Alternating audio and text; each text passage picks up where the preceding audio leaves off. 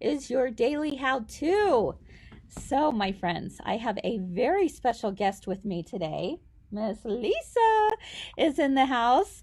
And those of you who have been a friend of ours for a long time, you know exactly who Lisa is. She is just such an amazing person and in her own right, but she's also an incredible embroiderer and sewist. And one of the things that she um, has taught classes over time and time again is on the mitered baby blanket. Hey, my mom's even watching, Lisa. So you have to shout out to my mom out there. So anyway, Lisa's with me today, and she's going to take you through a little tutorial on how to make a mitered baby blanket. So hear me out for just a minute. There's some of you might be thinking, oh, Kris, I have no babies anymore in my lifetime. That ship has sailed, right? No worries, because I bet you've got lots of people in your life that might be having babies, whether it's granddaughters who might be having babies, or neighbors, or you know, people in your social groups. There's lots of babies out there, right? And the great news is that even through all this pandemic and all the awful things going on outside in the world, babies are still being born, my friends. So that is happy news, and we want to be able to share a little tutorial on making the perfect little receiving blanket for a baby, okay? And then another idea is to make, while you're down in quarantine and you're looking for projects to be working on, wouldn't it be fun to make 10 baby blankets and be able to have them on hand for when that new baby comes? Like, boom, I've already got a gift ready to go. So Lisa, you got a lot of fans out here. They're pretty excited. Yeah. They're pretty excited about you. So come on over, my friend, and let's bring Lisa on. Hello, Say hi to Kris. everyone. Girlfriends. That's right. And so, Lisa, tell us, first of all, when we want to start this flannel receiving blanket, we need how much yardage? We need a 1 yard of the inside piece and a 1.25 yards of the outside piece. Okay. So 2 pieces of flannel.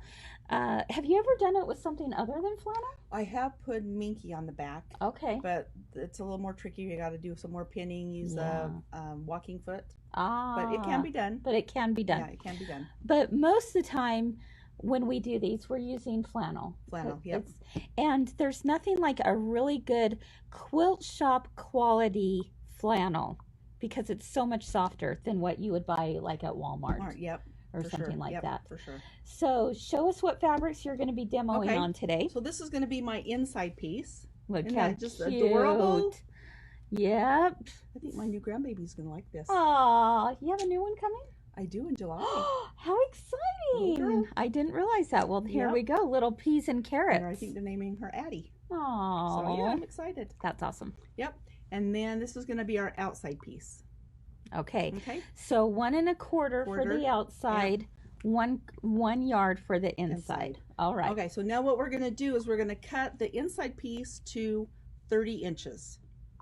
Do a 30-inch square. Okay. Okay. And then your outside piece, we're going to do it a 40-inch square. You want to have 10 inches difference between them. You really could, if you wanted a little bigger, you could do 34 inches square, 34, and then 40. And it just kind of depends on how wide your that selvage is and everything. Yeah. So the most important thing to remember is you need 10-inch difference between both, right? Yes. Yep. Okay. Yep. So go ahead. Let's go ahead and see what's next. Okay. So now what I'm going to do is I'm going to take my inside piece, and what I'm going to do here is I'm going to take open it up, and on my inside of my corners here, see how my corners, and I've marked 1/4 inch on the inside from each side.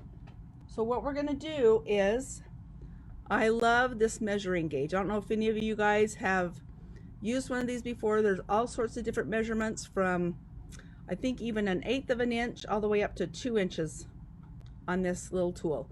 So what I've done is I've gone to my 1/4 inch mark, and let's see here. I put that here, and I'm going to mark 1/4 of an inch on all 4 of my corners. So on both sides as well. So that's going to be where you're going to stop stitching so you can have a better miter corner. And that's really what's so critical, right, Lisa? It is having that 1/4 inch. Yep. So if you mark that 1/4 inch, you are going to be so much happier. Okay. Okay. So now, I don't know if you guys all know this, that our flannel has a stretch to it. So you have, this is a stretch right here, if you can see that.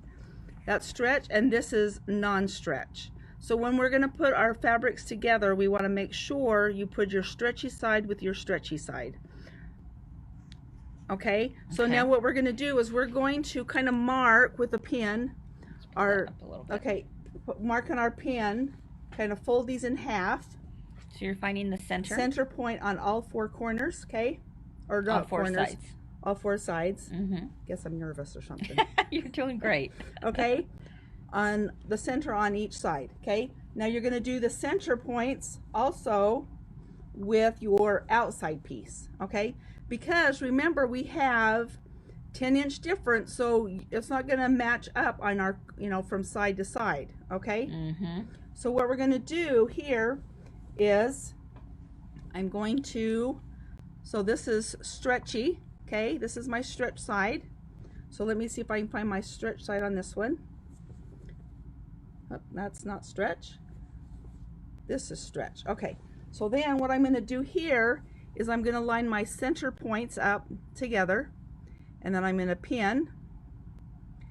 Okay, and then I'm going to, and I'll do 2 or 3 pins. I didn't bring them all over with me, but then I'm going to pin here to where my mark is. Okay, because that's where I'm going to sew, or it's going to stop. So we're not going all the way to the corner. Is what you're saying. Yeah, and then see how much extra we're going to have that doesn't match up. Yeah. Because this is going to be our miter. Okay. Okay. Okay.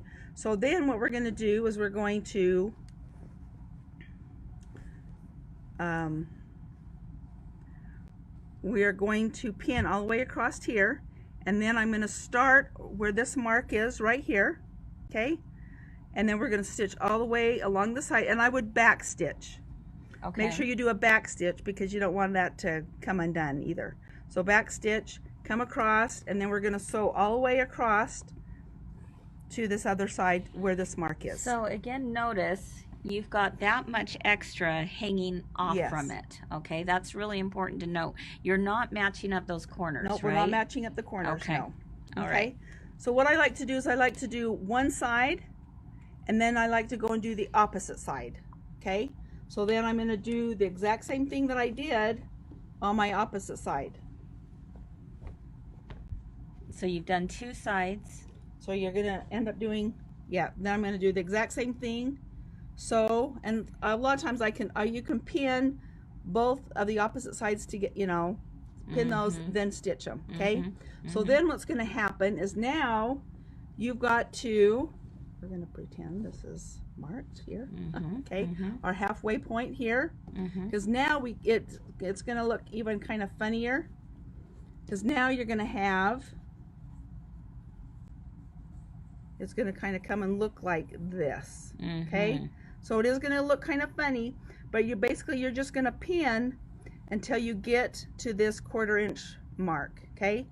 Okay. So you're going to pin there, and then you're going to stitch, and then I'm going to have Kris help me once we have, and we're going to do all 4 sides.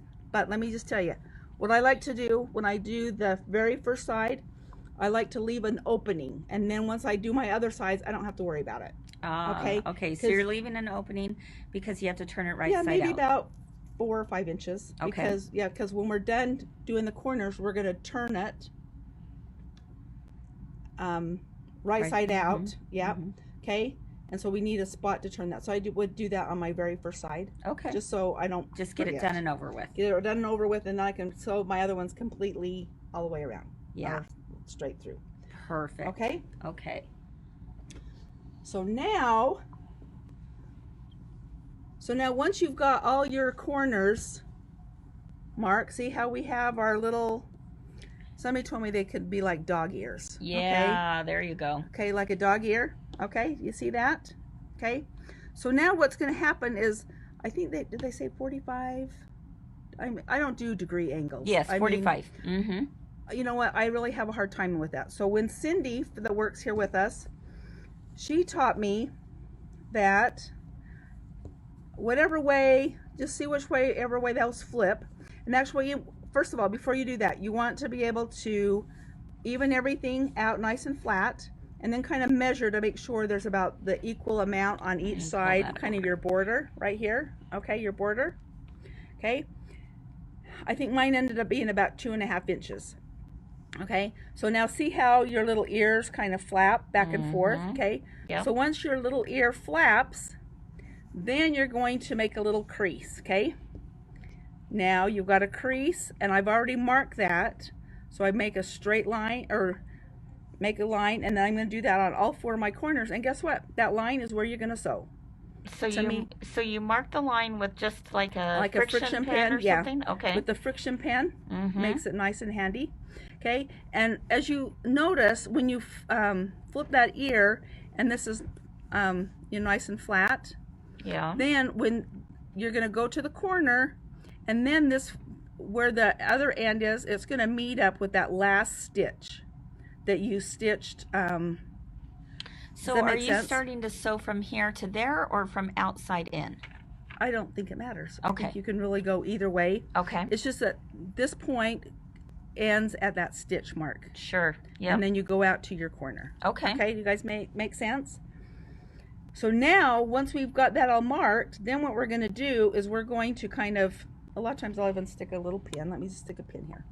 So we're going to put a pin, and we're going to keep that nice and flat. And then we're going to open it up like this. I think sometimes I've even made the mistake myself when I first started doing this. You're going to lay that out flat like this, okay? Pick that up. Oh, that's a good idea to pin it. Yeah, pin, so you kind of know. But sometimes I've had people, and including myself, they'll start stitching this now. This, does that make sense? Kind of right here. But you need to make sure you pull that away from the back side. Yeah. Okay? So it's going to be nice and flat there. Perfect. Okay. All right. So now what we're going to do is we're going to stitch on this line. And we don't have a foot pedal there, so you've got to use your the foot pedal anyway. So okay. Okay. So we're going to stitch right there on that line. Okay, I'm going to slow this down just a little bit. Okay, and we're going to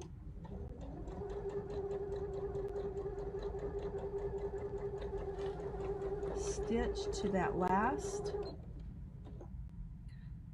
point there.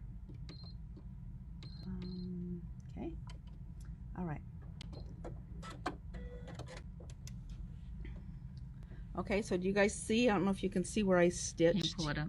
Oh, there. Yep. But not in front of the 3 things of 3. Okay. Pull it over to the side. This way. Yeah. Okay. All right. So now we've got this, and I've stitched across there. Okay.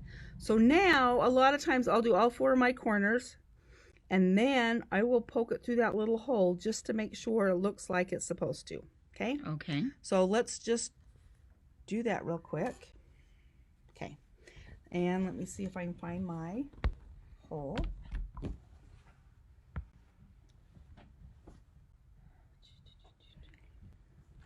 Okay, so yes, I'm just looking at Janine. The wider piece is 10 inches bigger.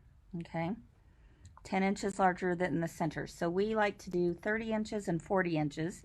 But you could certainly do even 33 inches and 43 so if you inches. Have like, even if your minky's going to be wider too, then you can definitely. You could go bigger. You could go bigger, yeah, for sure. If you're. Okay, and that looks like it's. Yes, it is a self-binding baby blanket. Some people call it the mitered baby blanket. Oh, and we have so many cute choices to choose from, my friends. This is gonna be fun. Okay, so see how our corner Okay, let's pull that up. I know. Okay, this is all new to me, guys. So see how nice our little corner miters? I like that. Yeah. Look at that. This is another little kit that we have, strawberries and the gingham, which is super cute Yes, too. I know. Awesome. Awesome. When Lisa was trying to figure out which one she wanted to demonstrate on, she was having a hard time choosing. I was having a hard time, so I ended up having to buy 3 of them. So. Yeah. Or more, maybe. So, but I don't, to me, and then once you have all your corners done, you're going to trim, trim back that extra, then pull it through, then you're going to lay it out nice and flat, and then you're going to do one of your decorative stitches on your machines all the way around the on your seam. And a lot of times what I'll do is I'll use my foot and use the middle part, so I have the decorative stitch going on both sides. Oh, so you're doing a decorative stitch going down Yes. this? Yeah, so see how our seam is? Let's pull this right there. Yeah, so here we have our seam right here. Uh-huh. I will put my middle of my foot marking down the middle of my seam, and then I'll have that decorative stitch go on both sides. That's a fun idea. So, yeah. So you could just do stitch in the ditch, or you could do the decorative stitch. Yep. This is a good time, I think, to try to check out all the different decorative stitches we have. Exactly. On our machines. Now, I know another thing you like to do, Lisa, is you love to embroider on these. Yes, I was going to say something about that too. Yes. So, you what's something you might put in the corner there? Okay, I put a corner. I might put a name. I know I've used a lot of Kimberbell's CDs that have her baby designs on there. Oh yes. I think, what is some of them? There's the 2 CDs, like the little sprouts. And don't grow up too fast. Don't grow too up. Yeah, little one is what the she little calls ones. it. Yeah. Yep. So I don't know. I love using those. Put those down there. Put their name, or just put the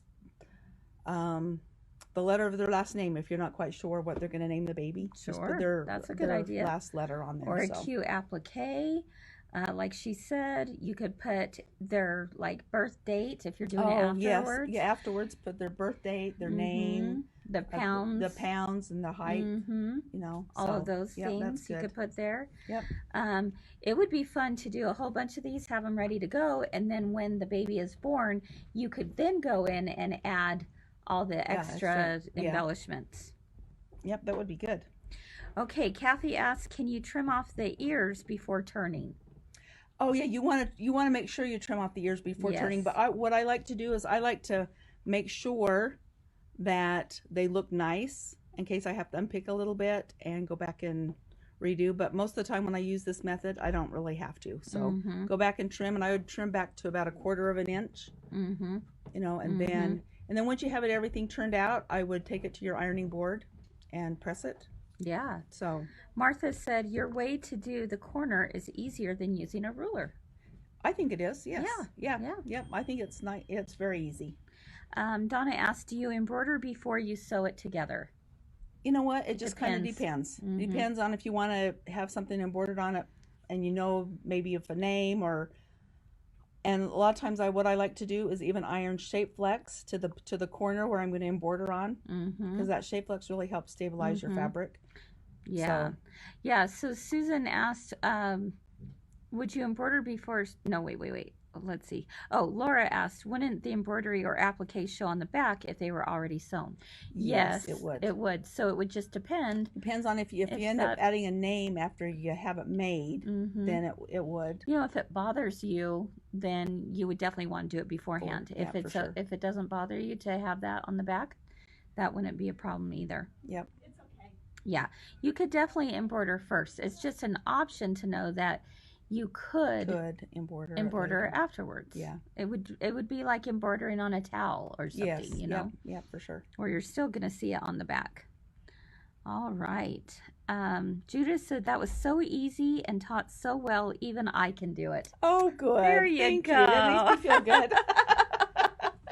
Oh, no, absolutely. You're so good at this. And she's done, how many of these have you done in your lifetime? Oh, goodness sakes. I have made quite a few. I think I make one for each class just to kind of remind me how to do it. So. Exactly. Yep. So. And sometimes I have to, go back to Lisa and say, now, how was it that we did that again? Yep. So I appreciate you there. And then again, this is your favorite little tool, isn't it? Your Yes, little it is. sewing Yep, gauge. I love that. Yep. Yeah. That way you Super can, fun. use it not for just this project, but other ones. Like I haven't used mine for hemming pants or hemming a skirt. Kind of shows me how So far up cute. to put something. So cute. Look at that. I mean, it really is an easy project. How long do you think it would take to do from start to finish? you know what? I'd say maybe hour. Maybe an hour. Maybe an hour. Yeah. Yeah.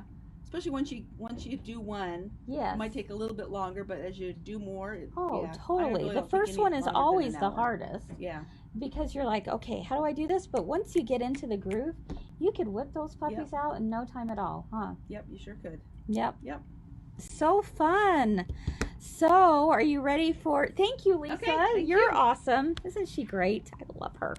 Love her. And she has definitely been helping hold up the fort here while we've been closed and answering so many phone calls and being able to help people with machine questions. I mean, all sorts of things. She is just my right hand woman, and I appreciate her so much.